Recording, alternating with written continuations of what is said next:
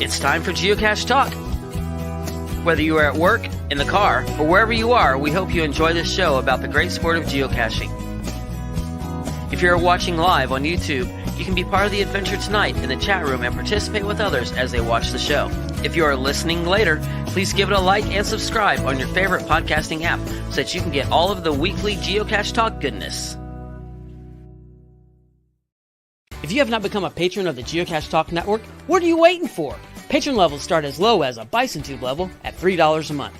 To sign up is easy. Simply go to the Geocache Talk website and click on the Become a Patron button, or go to patreon.com/Geocache Talk. Patrons now get the famous Blackout coin, invites to special events, and other really great items throughout the year. Become a patron today. Have you subscribed to FTF Magazine yet? FTF Magazine is the #1 geocaching magazine available. It is a quarterly magazine that you can be part of. Submit your geocaching milestones and adventures to be published. FTF Magazine is also interactive with puzzles to solve and the hunt to find Spartacus. If you can solve the puzzle or find Spartacus, then you will be entered in to win a special pack tag. Every new subscription, you will receive a special swag pack. Subscribing is easy. Just visit FTF's website, ftfgeo.com. Don't miss out and subscribe today. And sponsored by smashingpennies.net. Get 10% off your order with code Geocache Talk Network. They are perfect to put in a geocache. Thanks to Derek of Baker 6 Clan for the graphics. And our new feature, we're calling Patron Spotlight. First, our new patrons, Forcycle and Thunderstruck. Thunderstruck. Okay, I'll stop singing. This week's spotlight is on Australia. Hello, Australia. And our patrons from Down Under are Kitty Catch, Scott, and Brett. And there you go. There's our new patron spotlight, Australia. And the guys for tonight, gentlemen. Hello, hello. Oh, Gary. Memphis Mafia, of course, as usual, and Pizza Ninja, part of the time.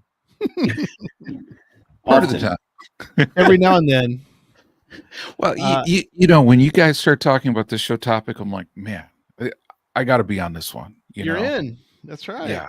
Yeah. You're like the third member of the booth. We're good with that.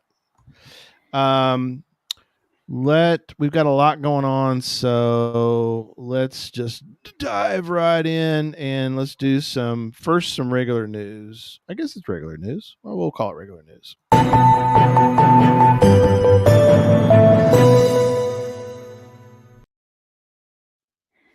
CacheFest Oklahoma. Quick note on CacheFest Oklahoma. There is a Friends of CacheFest option this year. We've talked about it a little bit. Mm-hmm. The trick with that is there's only 75 of the Friends of packages. All the other packages, of course, are still open, at least for now, until, as you guys know, there'll be a deadline for that as well.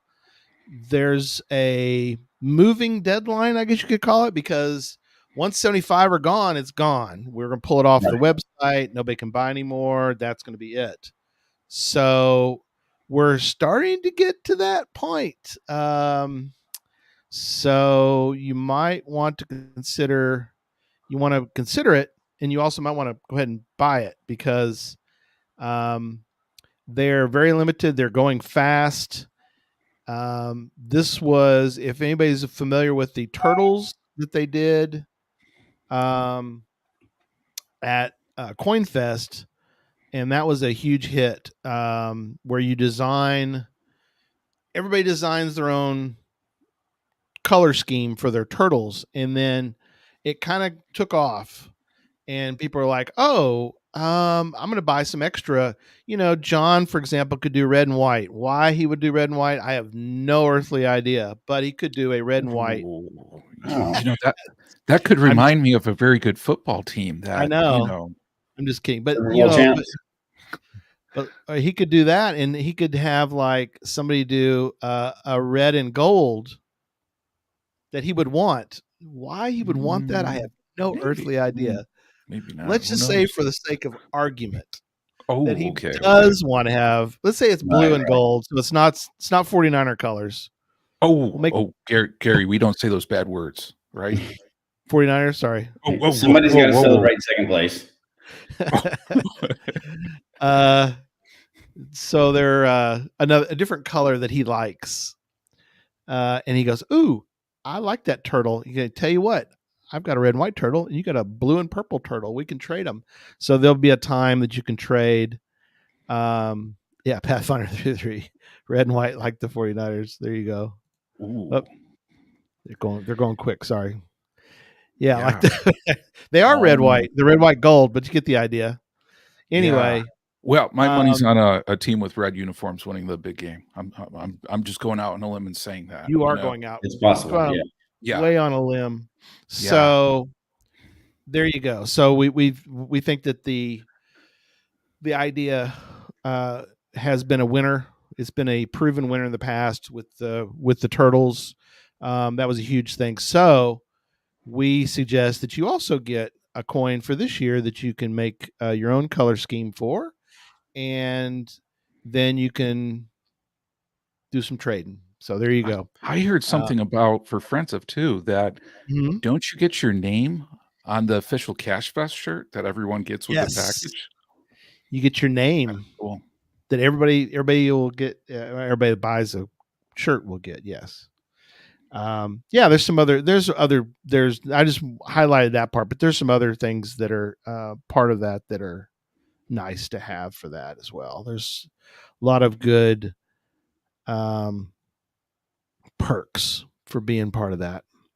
And then all the other packages are out there. And so we suggest that you go take a look and that you definitely come to Cache Fest, Oklahoma. It's going to be wild. We're going to have a great time. We've got the interactive adventure lab has really taken off. Oh my God, yes. Yeah. So I won't. Should I show it? Should I show it? No, maybe I won't show it. It's No, back I think here. it's too early for that. Yeah. Too early. I won't show it. You can't show props this early. Yeah. Too early. Still months away. Still months away, but we have some of the props are starting to be made, and that'll be fun times. So, all right, on to the next item. It's time to start planning for the 2024 Operation Worldwide Cache Hide project. This year's theme is superheroes. If you're not familiar with how the project works, each year geocache hiders from all over the world, and you need to be a hider at some point. I mean, that's for another show, I guess. Come together for a mass publishing of themed geocaches. This year's theme is superheroes, and the publishing date is going to be Sunday, April 28th, which is apparently National Superhero Day. So there you go. Of course it is. Yeah. Great coincidence there.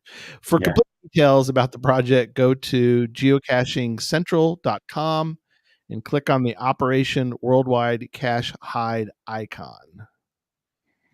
So there you go for that. All right. Last item I'm going to mention tonight, and this kind of ties into, we're going to segue into the show at this point, into the topic of events. This, I think, will be a great item to have with you as you go to events, and that is the Cache Masters game. So, Cache Masters card game. There's one of the cards. That's a good looking card. It's got that's just the rules for the cache, in case you want to look up the rules. So the Cache Masters game finally came in, so I'm very excited about it. I love the motto I have for the game, which is, this card game will destroy your geocaching friendships, but in a good way.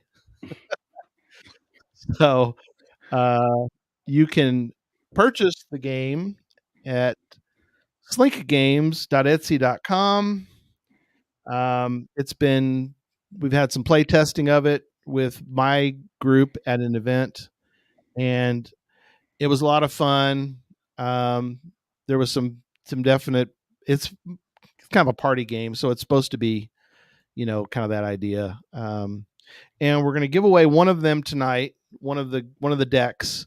So if you'd like to win the deck before you buy it, put in hashtag Cashmasters into the chat room, and we'll give away a deck at the end of the show. But it's fun. We've had a good time. The play testing, I think, was great to do. It kind of helped, I think, solidify the rules. I don't know if any of y'all have ever made a card game before, but it takes a little extra time than you can think of to make sure that the game play correctly. And so I've play tested with 2 players. I've play tested with 4 players. I think you could play up to like 8 people, maybe. I haven't play tested that far, but yeah, there you go. Ruin your friendships, like putting pineapple on a pizza. Man, Charles, that is how you find out your true friends. You order pineapple pizza, and if it's meant to be your friends for life after that. Yeah. Do you really want that friend? Do you really want that? Jesse, you do. You're bonding over bad pizza. I mean, I don't know. Oh, man. Jesse, come on. I mean, like pineapple on pizza is just like, don't get me wrong. It's like if you went to a whiskey thing or something. It's not and tried like 200 different types of whiskey, I mean, pineapple is a different That's something good to bond over. Oh, man. Whiskey is something good to bond over. Oh, man. Okay, Jesse, you and me, next time there's a whiskey thing like that, we're getting like a whole stack of pineapple pizzas going in there. And, you almost had me until you got to the stack of pineapple pizzas. It's better than no pizza. I like the strict too. Is it? Is it better than no pizza? All right. So let me finish up, and then we'll move on to other things. So, the final item is you're completing containers and making caches out of them.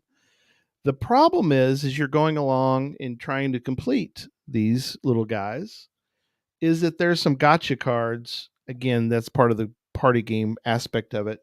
And one of them is the good old, the big old bear. The bear comes along and says, I'm going to take a card from another player. So it's got these kind of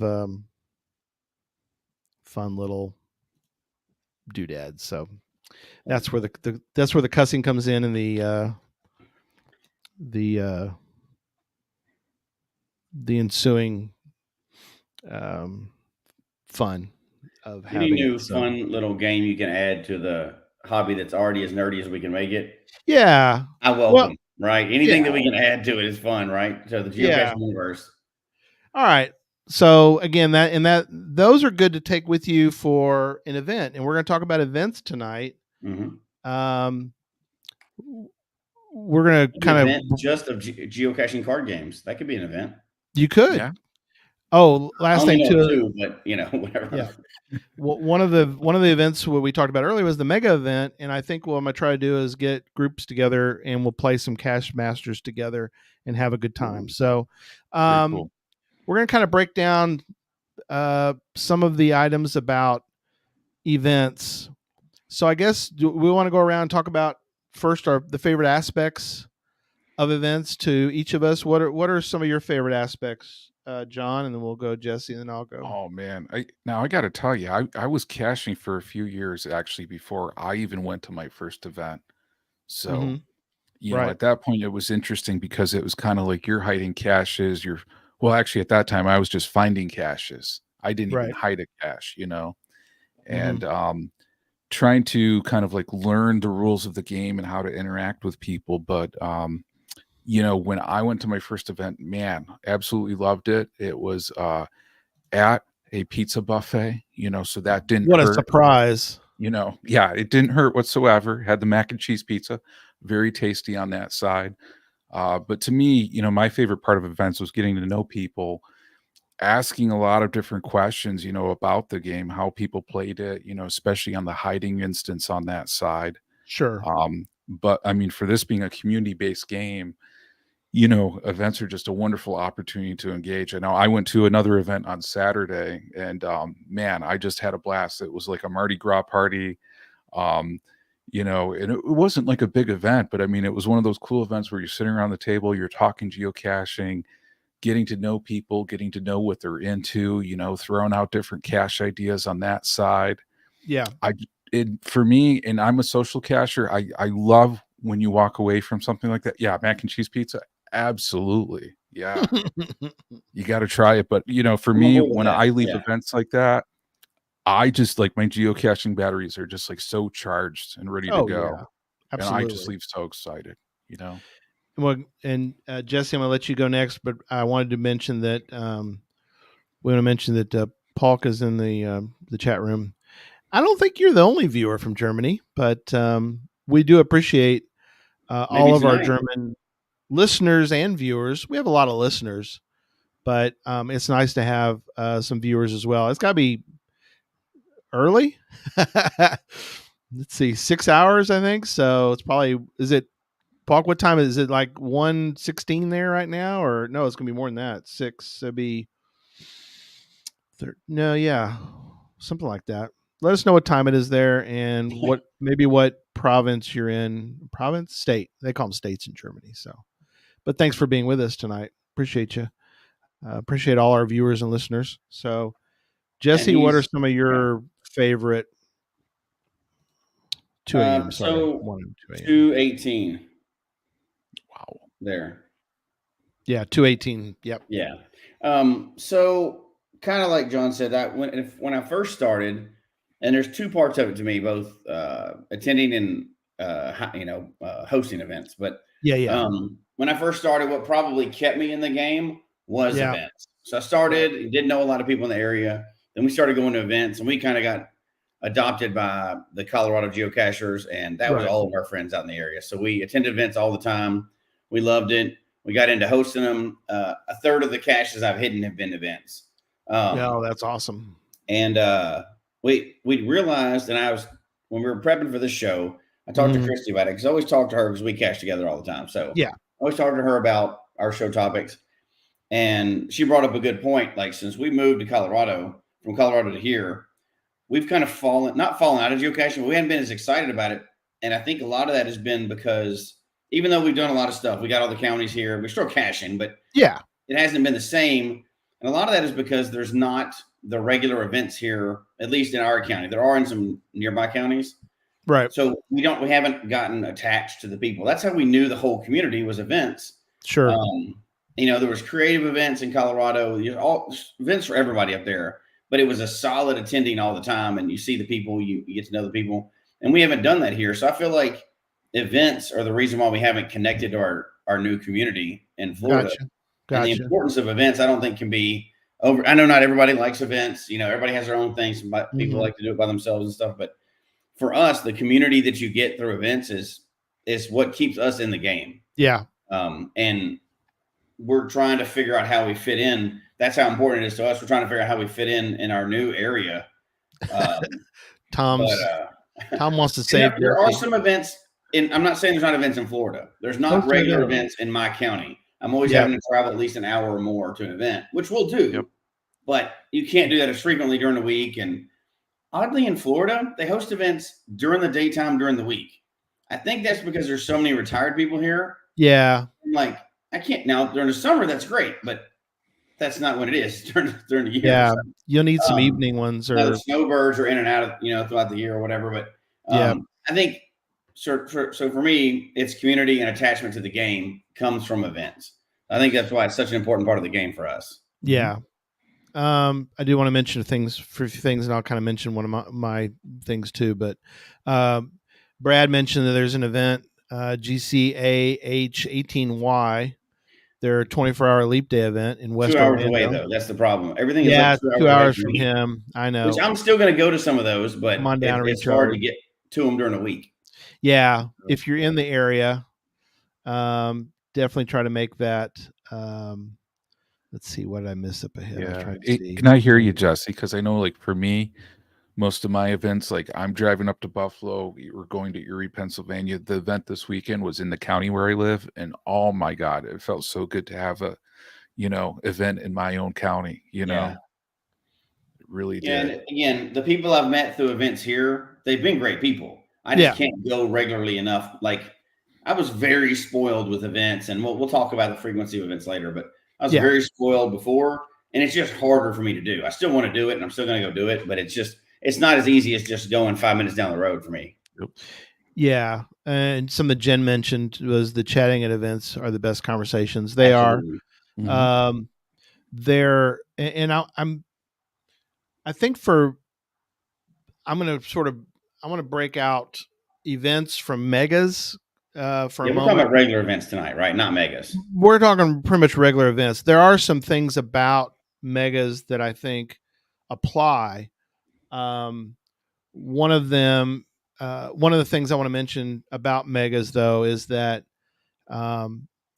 when you, and this really applies to events as well, when you host an event, you don't have to be kind of like the three of us. You don't have to be, the party animal, the social butterfly. You don't. If you, I want to get away from this idea that, oh, I can't host an event. I'm not a upfront, gregarious person like you guys, Right. and so I can't host an event. It's like, no, there are many types of events, and you don't have to be like that to have an event. I mean, you can have an event and just,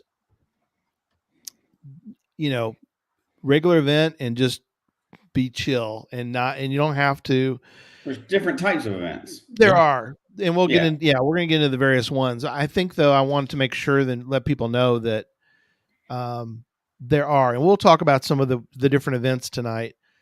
For me, I'm a little different because I'm going to bounce around. I'll be the social butterfly and talk to people and kind of be that crazy guy in front of people, which yeah, I don't know about Brian being shy, but he says I'm really shy and I host events all the time, so that's good. So there's an encouragement. Pardon me. Well, being shy outside of your geocaching people is different too, right?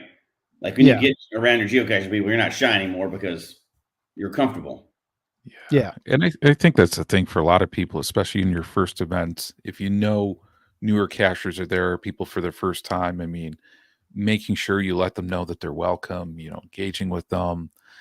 I know that made such a difference with me, when I went to my first event and everybody was just so super welcoming, that was just such a cool thing. Well, and you can also partner with somebody to host an event. Yes. I've done many times, and I've helped many people do that too. If somebody's a little more apprehensive about hosting an event, you could easily say, "Hey, will you help me host an event?" And that person can always be the front man for anything you don't want to do. Yeah. But you host it, you get it all going. Maybe you're the one that calls the business, and then do it a couple times, and then it won't be as nerve-wracking for you after that. Yeah, absolutely. So, what are some things? Because a meet and greet is nice, and if you've never hosted any event, we suggest you at least do a meet and greet, which is just get it published. We're going to meet at the Chili's and we're going to sit down and we're going to eat together, and that's going to be the event. That's it. I say that's one of the easiest, but not the easiest event to do, though. No, it isn't. What do you think the easiest? I would say the easiest event to do, and kind of what we started with, is a coffee event. Yeah. You don't have to worry about tables. You don't have to worry about food and ordering and everything else. Yeah. You do a coffee event. Most people drink coffee or will drink something at that kind of place, right? Yeah. And you can sit in different tables around. You don't have to have one table of 20. It can be 3 people up to however many people fit in that coffee shop. The coffee shops are always welcoming to people because they want people to come in. And there's different things for everybody. And you don't have to nobody expects in a coffee shop for you to be doing, raffling for prizes and doing all this other big announcements. It's just to come, relax, and go, drop in. You make a 30-minute event, and it's almost a plug and play. It's so easy. Yeah. And if you go to a coffee shop and say, I want to host an event, can I bring 10, 12 people in here all at one time? They're not going to care. They do that every day, right? Yeah. Well, exactly. They're going to love that you're bringing in 10 to 12 people for sure. Yeah. You know, They are. And you don't need anything for an event like that. They'll ask you what you need for an event because we've all hosted several of them. I need nothing. They're like, so you want to bring people in here and you need nothing from us? Okay, come on. Really. That's the easiest event you can do is a coffee. Stepping up to a dinner event, I would say those can get harder maybe than not. that. Yeah, but they're easy too. Like if you make it a place where people can sit in different tables. Now, if you're trying to rent a room and everything else, that may be a little advanced. Do that down the road. You want to get your own room, but if it's one of those Barnhills type buffet places where people can sit anywhere, that's almost just as easy as the coffee event. Yeah. But I would recommend the coffee event to start because everybody already knows what to do. You drink coffee and you talk to people, or you drink coffee, say hi, sign a log, and leave if you have a log, so. Yep. Chili's is probably not wasn't a good example. A million coffee shops. It makes it super easy too. So yeah. Happy Hodag mentions, he says that they had a event at a park. That's always good. That's a good one too. Yeah. Don't have to worry about anything there. We had one at a Quick Trip, and it didn't even have any tables. We just stood outside and said, "Hey, if you want something, you can go right inside the Quick Trip and grab something. We're going to be standing here talking." We actually did duck trading. You remember the Deadly Ducks trackables? Oh yeah, And so we did So you can't. They're not going to let you host an event so that you can all geocache together. They have to be separate. Okay, hold on. Let's beat that pink elephant while it's in the room, right? Okay. So the official ruling is you can't host an event for the sole purpose of getting people together to go caching. Correct. True. However, we all host an event for the sole purpose of getting people together to go caching. That's what we're doing. One, an event is a geocache. It is. So that's right. It doesn't make sense. It does. I'm just being silly. I know. But nobody has ever said you can't go caching after the event. The event itself is a social event. There's nothing wrong with saying we're going to go caching later. So don't get that. We joke about it enough here, but if people want to host an event, of course you can go geocaching with that group afterwards. Of course you can. After the event is officially over. Yeah. Whatever. You can't do like, hey, this event is to go find this cache. Yeah. They will bust you on that one. They'll bust you. But I got to tell you though, I mean, like I love when you go to an event and they have caches published right after the event to then go with folks and do. I love those. I don't know about you guys. Yeah. Yeah, absolutely. Now I'll mention another one in a minute that we've done that's similar to that. I like Strict 2's idea too, is you can host an event that earns the cacher a souvenir. So if there are certain things on the schedule, December 31st, January 1st, February 29th, International Geocaching Day, what is there? International Earth Cache Day, CETO. CETO is its own event, but you get the idea. You get all those various events get you a souvenir. So why not why not, if you're going to get a souvenir, might as well sort of double dip, as it were, on that part. The thing we did was cool. My first coffee event was his 400th find. That's kind of a weird coincidence. That is great. Good timing. Souvenirs. There's so many souvenirs too that you can find several opportunities throughout a year. People will attend just to get the souvenir. Like they don't even you don't have to do any kind of effort at all, really. Those are good opportunities to host one because everybody wants to get the souvenir. Yeah, I got to admit, I've attended just for the souvenir on those days. Yeah, and especially if it's like up in upstate New York and Western New York, believe it or not, it snows sometimes. I know Gary's heard of snow, on that side. He's seen it in movies. Yeah. You guys have seen it in movies. You know how it is. I understand the theoretical concept of snow. Yeah, I just haven't seen it. So, but believe it or not, events like that for finds, are wonderful way to do it because on that one for people, if you get a souvenir, if you get a calendar day filled in on that one too, two cool things during a time of year where it may be a little trickier for people to get out. Yeah, absolutely. You got to remember, an event is still a geocache. Yep. Yes. So there's no problem with hosting one for a specific purpose of hitting a souvenir or hitting a day or anything like that. It's not cheating. That's part of the game. It's people host souvenirs. Host events specifically for that. It's not like you're trying to break the rules by doing that. Yeah. No, absolutely not.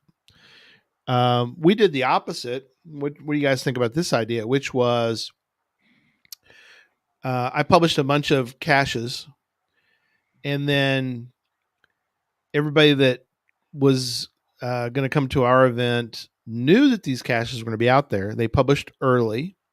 People went and found them, and then we had an event at the end when everybody was finished and everybody could talk about, did you find this cache and all that. Okay. So, and we had kind of a fun.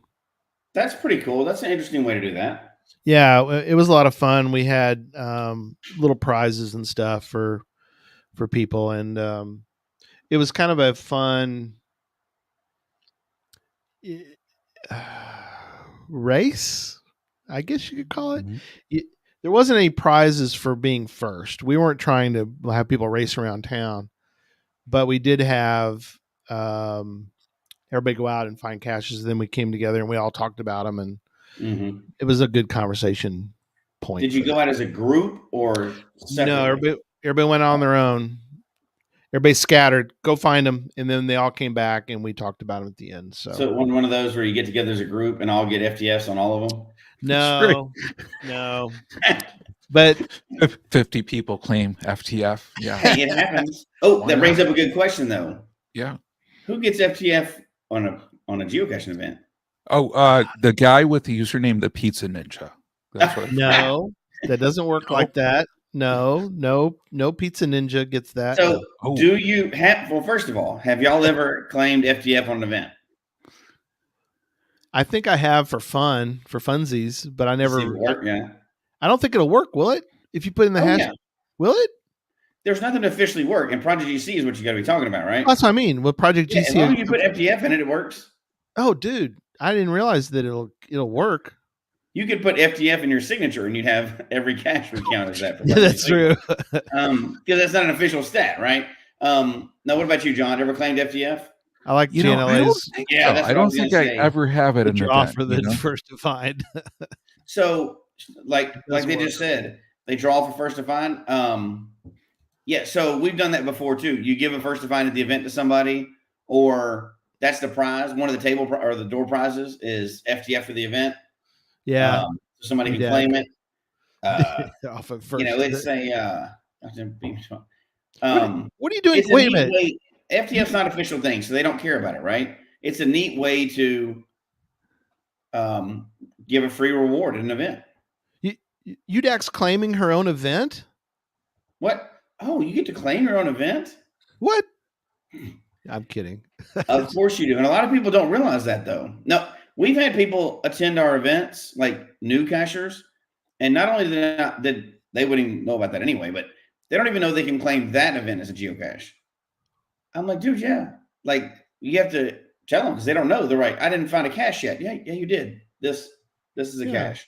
And that's a weird concept for somebody when they're brand new. UDEC says they would do first to arrive, got a free drink. That was kind of cool. Oh man, I like that. Yeah, that's something that I think people don't realize is you can claim your own. It's the only cache you can claim, right? That's your own, other than Adventure Labs. No, Adventure Labs. You can claim your own Adventure Lab too. That's right. Yeah, Adventure Labs. Well, I don't know that you can currently. You could for a while, but they may have closed that loophole already. Oh, on Adventure Labs? Yeah. I have to go look. That's a good question. Well, I don't know if they closed that loophole or not. I mean, obviously, it shouldn't be built that way. You shouldn't be claiming your own Adventure Lab, but why not? I guess it's not a cache. So hey, you built it. Shouldn't you get something for the for the effort? No, but you can definitely claim your own. Only if it's an event, Gary. Only if it's an event. Specifically in the rules for events, it does say that you should claim your own event because you were there, you attended, you did what everybody else did. Which is, and I've admitted before, but that's why I started doing weekly events at one point because I needed caches for a streak and it was wintertime. It's wintertime. Yeah, there you go. Yeah. Did you have like a daily 15-minute coffee event or something? Now this is post that where they'd already set 30 minutes. Yeah, but they have to be 30 right now. They have to be 30 minutes and then an hour for Cito. Yeah. Yeah. Tell people about. Yeah, I hosted them once a week because I wanted to get a streak, and it ended up going for the next 5 years. So yeah, tell people about your what led to it and yeah. So it came about because of a streak, right? I'd hosted many events, but we started a weekly event just so one day a week we wouldn't have to go out in the cold. Now it never works that way. You always end up going out and cash anyway. But when we got to the end of it, we kept it going. It's me and Barry up in Colorado. We kept these going for a long time, and it became such a regular thing that we started keeping up with. I think it was 6 or 6:30 in the morning every Monday morning. So we'd start off the week at this local coffee shop, right, for years, and then people started realizing because people obviously fly through Colorado a lot on vacation. We would get people from all over the place. They're like, we saw an event. My family didn't want to get up and go cashing right now, so I came out to get this event. They're at the hotel still. Yep. It started adding up, and people like that started adding up. And then after years, it became such a regular thing that everybody knew in that area. There was always one on Monday mornings, right? So people from out of state would plan that into their trips. So we started having to put a map on the page of where everybody had come from. Yeah. And we got like most of the states by the time I finally moved or whatever. That was crazy. But it's funny how you can start a little event like that. As soon as it becomes regular and people can count on it, they plan that into their geocaching. Oh yeah, you plan can get into their day. And we've had ones as small as 2 people at that event, and we've had like 40 show up at a coffee shop before. That's especially awesome. on a souvenir day. But it's just because it was regular, and they said we knew these were here every time we came through town. You did it on a Monday morning, is that right? Yep. Okay. Monday morning coffee. So Monday morning, like 6 a.m. before work started, kind of thing. Cool. Yeah, I remember talking to someone one time, and they're like, "Oh, by the way, let Jesse know I'm going to be in town for his event." So I sent you a note, and I was like, "Hey, so and so's coming all the way from Wyoming to your event or whatever." Well, they know it's a regular thing, so we got to meet people from all over the place at just a Monday morning at 6 o'clock event, which seems so unlikely, right? It's 6 in the morning on Monday. You usually don't attend geocaching events then, but I mean, hey, it worked out. You'd be surprised if you start hosting events, people will start showing up. Yeah, absolutely. And Direwolf, I was not cheating or bending the rules. It's specifically in the rules. It was in the rules. I'm not saying that I wouldn't bend rules. It was. Turns out I wasn't in this case. He does bend things, but that's different. I bend rules without a doubt. But that's the strength man. Here's another one. I've had events at midnight. Those are awesome. Midnight events are great. Midnight events, yeah. Let's get into some ideas for exotic events. So before I want to mention we are giving away one of the Cache Masters card games tonight. Oh yeah. So just want to mention that. So definitely put in Cache Masters into the chat room, and we'll at the end of tonight we will pick a winner, and so there you go, Cache Masters. And if you don't win, we do encourage you, at least I do, go buy you a copy of that. Slink Games, all one word, .etsy.com, and get you a copy. They're $20, and they're fun. I'm guessing 2 to 8 players, and I may try to come up with a solo version rules. I think I can come up with one. I haven't gotten to that point yet, but if you pull certain cards out, I think you could create sort of a solo game out of it, sort of a solitaire game. But I haven't gotten to that point yet. So, all right. Crazy things you can do while hosting an event. Again, we're leaving megas out of this for now. Yeah.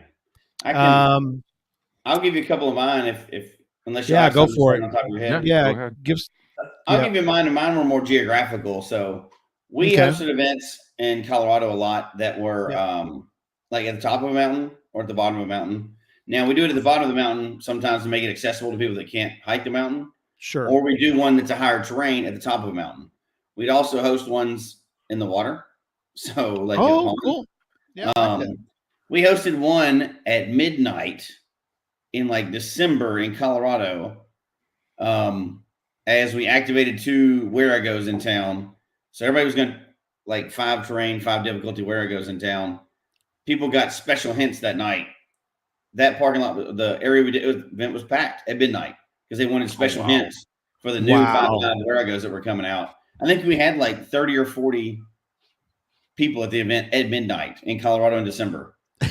That's amazing. It was winter. I don't know if it was December or not, but I mean, we did ones like that all the time. We'd host them at weird times or weird places, and it was kind of a challenge. Now, I wouldn't start off doing that. No, we had built up the community of geocaching events so much.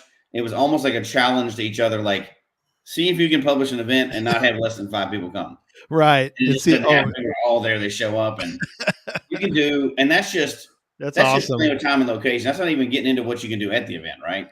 Oh yeah, no, that's that all depends on your community, your geocaching community. But yeah, it can get to be a challenge. People will start hosting their own events, and it really bubbles up, and it's contagious. Yeah, absolutely. Yeah, we're kind of into the 201 and 301 of event. Again, these are places, things you can do at an event. We'll get into those. We'll get into some more of those in a minute, but in theory, you could do it at the top of a tree.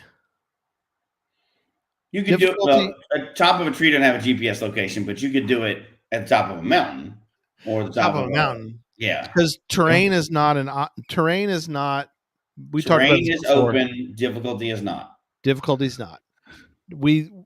Jesse and I came up with long ago the idea of having a D5 T5 event where you had to post rule change. Yeah, we love the idea of these. Figure a way to get in to the puzzle. You had to solve the puzzle to get the lock, to open the lock, to get to the event, and they won't let you do that. That would be cool, though. That would be really cool. It'd be fun. We could still do it. It would just be it wouldn't be a terrain or difficulty height. It would just be but it'd be kind of funny if you had everybody's waving at you. Figure it out. You could come join the event. We got pizza in here, but oh man, now you're talking, Gary. And by the way, Houston, Texas, Dave, just had the best cache recommendation or caching event recommendation in the chat room. Midnight pizza event. Love that. I guess you could do a scuba diving event, right? I think. Yeah, still you can't require somebody to scuba dive, but you could have it in the water, right? Like you can have a location, but you can't require somebody to do something to claim participation in the event. You can only make it as an opportunity for them. Yeah. And not that you would want to, right? Like you can do one for scuba diving and you're all going to go scuba diving. People aren't required to do that. No, you're right. But by the way, that's a good point, though. I want to let people know that if you're going to do a mountain one, you have to have somebody, or a kayaking one, you have to have somebody at the start, right? They have to be there. And the posted coordinates. Somebody needs to be at the posted coordinates the whole time the event's going on, no matter what else you're doing. You can still have an event that goes down the water and cleans up the water for Cetos or whatever, or the top of a mountain. But if you're doing a hike as part of it, like starting here, you can't leave GZ for the prescribed time because anybody can show up at any time and claim the event. Which makes sense, right? Yeah. Yeah. Events do not need logbooks. Yeah. I know a lot of events I go to still have logbooks. You can sign if you want to. I still think that's cool myself. It's a great souvenir opportunity. I have a couple that I want to show you guys of logbooks that we did. So if you want to get, because Paul mentioned that.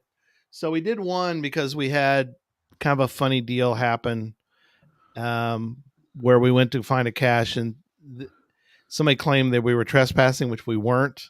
But he was like, they didn't want us there because there was probably something nefarious going on in the woods. Anyway, so the next event after that, we did a posted private property. This was the logbook. So if you look, you can see everybody signed it. So It's got signatures all over it. So and you can keep that forever. That's a cool souvenir. Yeah, that's a great. And then somebody made one time. This was one of our events. Was because we're in Hunt County, Texas, so we did the Great Hunt of Hunt County. This was in 2015. This is the second one we did, but it's signed by everybody that came. So anyway, really cool. Yeah, those are fun. I've got a few of those that I've still maintained from early on. Like, and now sometimes we would. Well, I don't want to get ahead of that one, but we had like a leather bound book that we kept a lot of ours in. So we could look back to events from a long time ago. Oh yeah. But then we started doing things like that. We'd have containers that were painted, or we'd have something neat that we'd cut out, and then you keep that souvenir. And that's something you just like throw on your geocaching shelf, and you look up and you remember the event. Those are fun to do. Yeah, it was a great idea. And so, like you said, so many events today that we go to typically, well, we won't have a logbook, but I love the idea of and this is not like it's an upgrade. It's not required. It is an upgrade, and this wasn't like a weekly thing. This was the once a year kind of event. So we kind of wanted to go a little bit all out on those. So if you're one idea, go ahead. Go ahead. Those are just some ideas I want to show you all. I was just thinking one idea for somebody. If we're trying to encourage somebody tonight to host their first event, and you want to upgrade by doing something a little different, but to make an easy event upgrade, a log is a great way to do it. Yeah. One thing you can do with that, we kind of mentioned already. Grab you an ammo can, paint it up, put something on the front of it that says, this is the logbook for my first hide ever. And it's an ammo can. Now you can go hide it with everybody's signature on it. And that will be out there forever. And it's commemoration of your first event. Hide it, and the new cache at the same time. So that's a really cool idea. That's a fun way to do something like that. I've seen people do that before. Yep. Pizza log box, man, genius. Genius, Nicole. Love that actually is a very good idea, because it would make a cool, not a used one, but a clean, fresh one. There you go. Everybody signs. Good idea. See, that's so cool. That's something good to add to your your geocaching wall, right? Like Gary has behind him or whatever. Absolutely. That's fun little souvenirs to keep. Yeah. Speaking of, what are some other doodads that you could add to give a little more spice to your event? Prizes are a good thing, but do you think that prizes can get a little complicated there, John? Yeah, I was going to say prizes too, Jesse, because at events where you sign in and then they announce it at the end of the event to try to kind of keep people there a little bit. But I mean, that's also a cool souvenir too. I know I was at a GIF event, and shout out to Chris K. Chris K brought in some gift coins for people, and cool. Drawings at the end. And I mean, that was just such a cool, memorable touch, and then a souvenir for the event as well too. Yeah. So I think they can be very cool at enhancing. I think for people, if they're doing their first event or going to an event, you shouldn't feel obligated like you have to have prizes. But that can be a very cool thing. I know that the Mardi Gras event, I got some Mardi Gras beads. I may not tell you what I had to do to get them. I know. I just had to stick out my hand and get them. That's it, actually. But that was a very cool thing. On that side. So even for me, I think I have Hawaiian lace souvenirs, like Mardi Gras beads. Like, sure, some people get into the souvenirs for their events. Raffle tickets is a good item. Struck to every and it's fairly cheap. You can buy a big roll of it at Staples or whatever is your local place that's equivalent. You shouldn't feel obligated to do prizes, especially if it's your first event. Don't feel obligated. Yep. But know that it's an upgrade if you want to do it. It's a common upgrade that you could do to an event. I mean, if you have some unactivated trackables from an event that you got a long time ago, that's a good idea. Geocaching swag. Don't go buy anything new. Just give away some of your extra stuff. Everybody wants it. It's trackable. Everybody wants them, right? And you can just do it by numbers in a hat. You don't have to be complicated at all, right? Absolutely. It's fun to do if you want to do it. You don't have to look at it as an obligation. But somebody did mention. I know we want to get into it. This was a good one here. Like, give coordinates to a new hide that publishes 30 minutes after the event. to a random attendee. That's like awesome. That. Cool. Like an FTF. And but it goes into that's an awesome idea for that. But it also goes into a bigger idea, which is, I know we're running out of time before long. We could talk about this for like 5 hours. Oh, I know. But a lot of people will publish a cache or two or more. Yeah. Just themselves, and ahead of time arrange for the reviewer to make them go live at the end of the event. Yes, I always do that. As long as you have a good reviewer, they'll do that if they have the time to do it.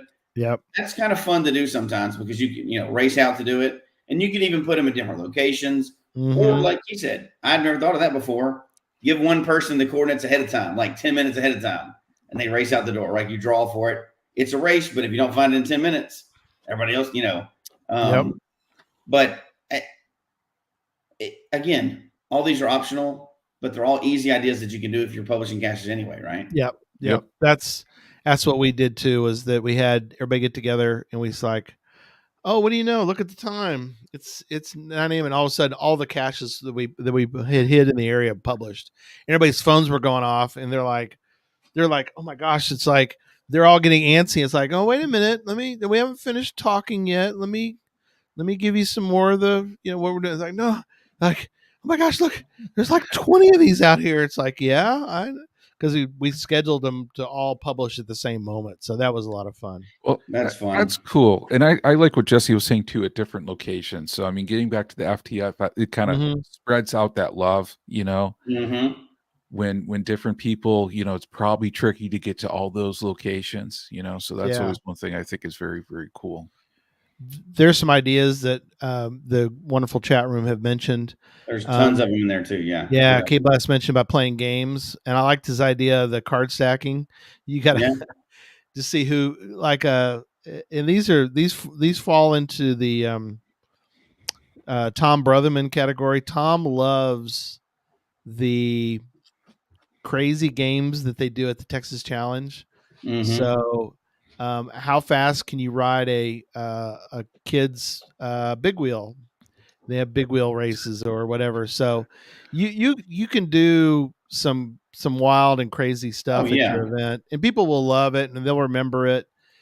Abe mentions that they had a gypsum rosette event where everyone dug in the clay for the rosettes and kept what they found. That's kind of a neat idea. That is cool. Cool. There's a bunch. There's some great ideas. I love Jen mentioned about if you want to go the themed route, you can add some frog themed for the leap event. Clever. There's some cute, like, themed swag and like souvenirs I've seen from events. And those are one of those things you're going to cherish for the rest of the time. Oh yeah. You're never getting rid of those things. They're going to stay on your shelf permanently. Yeah. Scott mentioned one about the UDAC could set up a Hot Wheels racetrack. That's kind of fun. Yeah, you can get as creative as you want, right? But I guess two ends of the spectrum that we're talking about tonight. One, the entry, the cost of entry to do an event is like nothing. Yeah. You can make one super easy. Tonight, you could host one at for 2 weeks from now. You could get one published for a coffee event at a Starbucks or, independent coffee shop somewhere. Yeah. And that's it.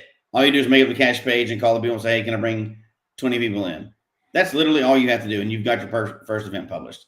Yeah. Or, you can do some of the crazy ideas like we're seeing already in here, which is the sky's the limit, right? Yeah, yep. Absolutely. These are great ideas. Ben mentions that they could be educational too. Yes. Yep. They're hosting one in a few weeks to talk about challenge caches. Yeah, we can spend a whole hour talking about just about educational events that people can host. Everybody knows something that they can spread information on. There are some great ones. And there's so many cool locations too. I know we touched a little bit about locations and people said coffee, parks. I went to one at a fossil park and it was so cool. It was a Cito at a fossil park cleaning up litter before the start of the season, but you could go and dig fossils and then take them with you. Wow, that's cool. And it was so cool. Shout out to Nancy from the Delia's Cachers for putting that one together. Yeah. But afterwards, the people from the park actually even provided pizza to everybody who helped out with the cleanup of the park as well too. So talk about like cool location, feeling good, helping out, getting recognized by the people for helping to do the good work. So it just touched on so many different cool areas. So, you know, like you guys are saying, I mean, you can start, you know, really easy for an event, but there's a lot of really cool locations too that you can do. Oh yeah, that's awesome. And you talked about cleaning up too. We can't even scratch the surface of Cito's. Oh, Cito's, yeah. There's so much you can do. But so many things. The educational one, I would love for us to swing back around and talk about just what people can do. Give a bunch of ideas for the educational workshop events. I love, and we can talk about all night long. But I think we can't because that's one of my favorite types of events. I want to encourage everybody to, you know, you do know something or one of your friends knows something, you can help cachers. You may only have 100 finds. Well, somebody coming in with one find, you can teach them a bunch. Absolutely. So you can teach everybody something. Yeah, and events are really good to get like if you want to do, it doesn't have to be long, you don't have to do some sort of long course, but if you want to encourage people that are like don't know anything about geocaching, host an event, get the word out, and that you're going to explain geocaching, because so many people I think are interested. They don't know anybody. They've heard about it, but they just don't know the first step. And so you get them together and you go, hey, we're going to, for the, you know, some of you are familiar with geocaching, some of you are not. We're so grateful that you're here. And it's sort of an easy way for them to sort of ease into the sport by being able to talk one-on-one with somebody, because they're like, well, I kind of understand it, but I didn't really know what to do. And so, you know, I heard there's an app, but I don't know what the app is. And so a lot of times we've always had, not always, we frequently will have someone who's never geocached before show up, and either, you know, it's like, we'll get you going. And so that's always a great thing to do too for when you're those newcomers. So what about the reverse of that? You host an event and say, people come tell me about geocaching. Right. Like you're a brand new cacher and you say, I need people to teach me how to geocache. Come to my event. I wonder how that would work out. I bet you would get some high level people coming in. Yeah, you would probably. Cool. I've never seen that event out there before, so that'd be a brand new unique. People be like, "What is this person talking about?" So Jesse, are you issuing a challenge that somebody should get a Muggle? Call it like convert the Muggle event. That's you know, awesome. Yeah, not Muggle. A sock puppet. He said Muggle, not sock puppet. Yeah, Muggle conversions. Muggle conversions, right? Come convert me from being a Muggle. I don't know what this game is. That would be the funniest event. I'd have to go to that just to see what he's talking about. Just to see what happens. So that's not my challenge, but I do think we need to issue a challenge. Okay. And no time limit on it. This is just integrity based or whatever, unless we can come up with a prize for it. Somehow we'll figure it out. But anybody that has not hosted an event, this is your year. Yeah, this is it. This is the year for it. We're going to party like it's 2024. Anybody that hears this or sees this, you know several people you can contact that'll help you out.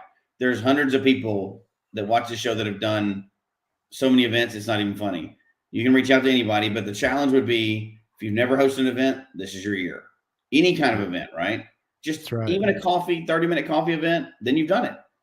It's on your, you've got that forever. I bet you host more after you host one, but I think we should challenge everybody that has hosted. Everybody needs to publish one at least. Yeah. Just one. Think how many that would be. Bring a Muggle event. More, we're adding however many hundreds of extra events to the atmosphere there. Yep. UDAX Muggle training event. I love that. Event. Yeah. Love it. I wonder if a reviewer would even publish that. Like if it was you had never found a geocache and you wanted to publish an event. Well, I don't think that. Say, come teach me about geocaching. You think a reviewer would publish that? If you've learned how to publish an event, you're kind of already a geocacher at that point, right? Not till you attend the event. You have zero fines when you attend the event. Zero fines. That's true. But zero fine? Go ahead. But could a reviewer, because that would be like the nail in the coffin for that person with geocaching, right? They said, hey, I wanted to learn. I set up an event to learn, and I couldn't even hold an event to do that. Yeah, I mean, how could you turn somebody down for that? It's not against the rules. Can All right, somebody try that. Somebody get their husband, wife, or their snuggle muggle. Zero fines. Yeah, somebody that you know to do that. Open a brand new account, host an event saying, "Come tell me about geocaching." Reviewer would probably contact them with some choice tell them questions. Exactly what you're doing. Don't mention where you heard the idea. No, yeah, don't tell them where you heard it. I'm a new cacher and I want to host an event. And yeah, do you have to? Would you turn that down? The reviewer can't turn that down because there's no requirement. When you publish the event, put your phone number in there. Say, reviewer, give me a call. You don't have to have found a cache to host an event. I don't think so. Right now, for a newbie to weave their way through the openings of geocaching and get to a point where they host an event. A sock puppet account would work, but we're not. No, we don't want to. Yeah, we're not saying to do that. We're not advocating those. Now, but you can do. Somebody could do their wife and just say, I'm going to. I've been caching with my husband this whole time, or my wife this whole time. I'm opening my own account. If the reviewer asked, this is going to be my first cache to find as my own event. That's my first cache. It's going to be my first cache. Like, I've been on caches, but I've never had my own account. So they would pass that. I like Brian says, I was watching YouTube, saw these two weirdos told me to do this. That's funny. It does have Hodag's right. It does happen, but that's just because you have to set up an account. There's a lot of background paperwork for megas, though. Yeah, that's completely different. So there's always a group behind that. But I really want to see that event that somebody hosts now. I really would do that. Don't tell me about geocaching. Or they could just name of event My First Find. There you go. Hey, I'd go to that. Yeah, their first find. You got to see what the Can they claim FTF on their first find? That'd be pretty cool. Yeah, 100% FTF rate.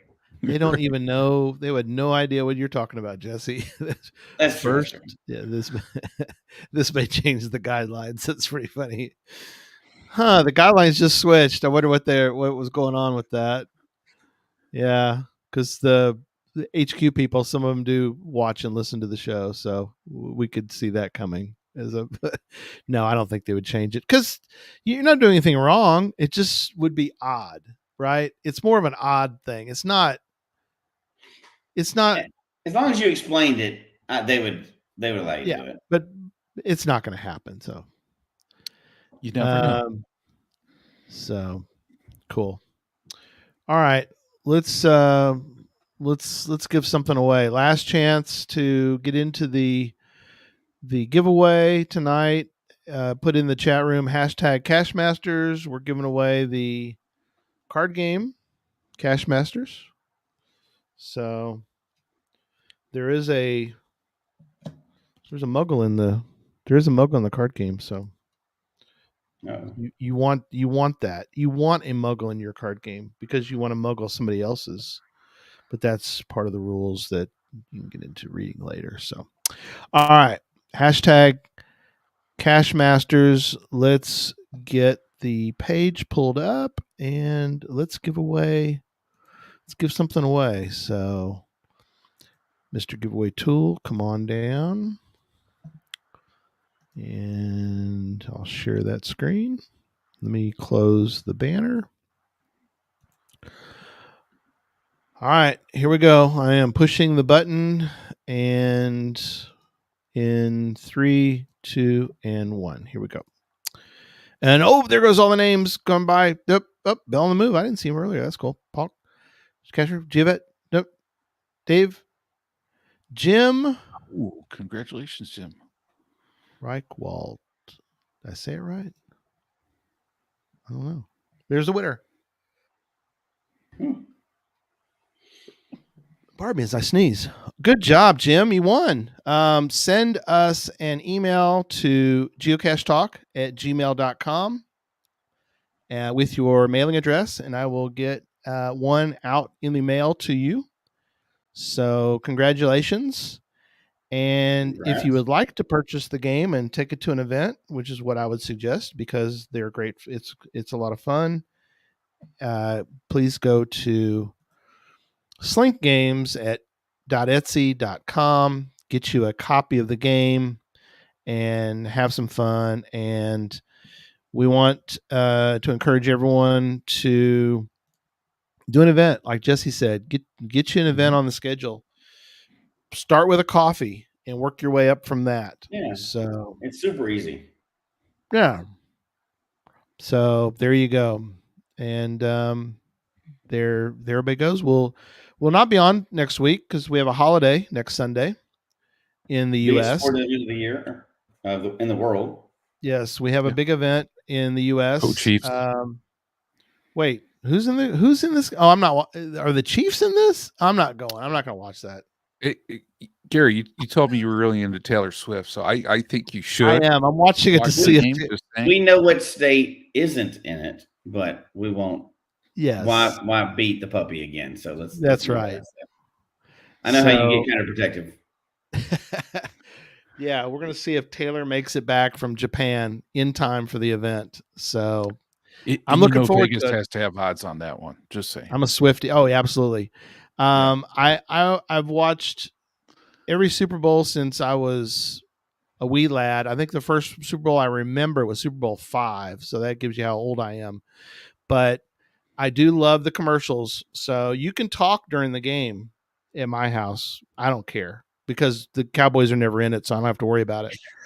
So I didn't. Yeah, they're not in it. So, but when the commercial comes on, I want everybody quiet because we're watching the commercial. So I love the commercials. So, so there we go. All right. We'll see y'all then in 2 weeks. We have a special guest on in 2 weeks, Mag Planner. He's been going around the country with his good puppy dog, and they've been finding basically every DeLorme page that is known to man. DeLorme is a U.S. map item. So basically every county in the lower 48 so far, I think he's working on. So go check out Mag Planner's YouTube, and we're going to talk to him while he's on the road. He's still on the road, so it's going to be fun.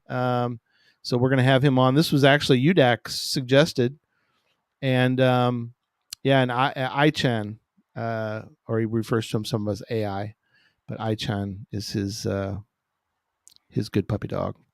So there you go. And we will see y'all in 2 weeks.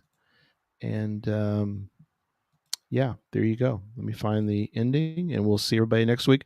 Thanks, John, for being on with us again tonight. Oh, thank you guys. Fun as always. Absolutely. Appreciate you. And we'll see everybody in a couple weeks. Good night, everybody. Take care.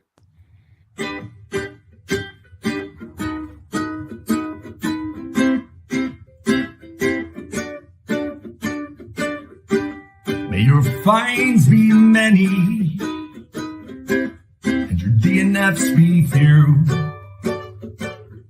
May the terrain and difficulty both be less than 2. And whatever it is you're looking for, may it find its way to you. And may we all meet again. Folks, we hope you've enjoyed the show tonight. Please email us your comment at geocachetalk@gmail.com. Don't forget to follow us on Twitter, Instagram, and Facebook. The show can be found on Apple Podcasts, Stitcher, Radio Public, or Spotify, as well as at the Geocache Talk website. Don't forget to click that subscribe button below and ring that bell notification so that you can see and hear the show on a weekly basis. And tell your friends about the show. Get them involved with us in the chat room. And until next week, don't just talk about geocaching, go geocaching.